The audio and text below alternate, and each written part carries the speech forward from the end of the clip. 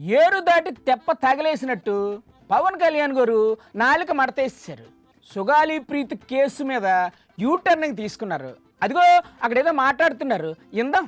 నమస్తే సార్. పండ్లున్న చెట్టుగా రాళ్ళు పడతాయంట. అది సరే గాని ఇప్పుడు సుగాలి ప్రీతి కేసు ఏటైందో చెప్పండి ముందు. ఎవరైతే చేయూతనిస్తారో, ఎవరైతే ఆదరిస్తారో వాళ్ళని తిడితే ఎట్లాగా? ఎవరు చేయూత ఇచ్చారు సార్? అసలు ఈరోజు సుగాలి ప్రీతి అనే కేసు ఎలా ఎక్కడి నుంచి బయటకు వచ్చింది మీరు చెప్పండి. ఆ పాపకు న్యాయం చేస్తామన్నారు, చేశారా లేదా ముందు ఆ విషయం చెప్పండి. ఇది ముఖ్యంగా మన ఎమ్మెల్యేలకు కానీ మీరు ఎంపీస్ యాజ్ అన్ ఎంపీస్ మీకు కూడా మీరు ఈ కేసెస్ మీద మీరు రేపొద్దున అసెంబ్లీలో గళం ఎత్తాలి. మీరు తప్పదు.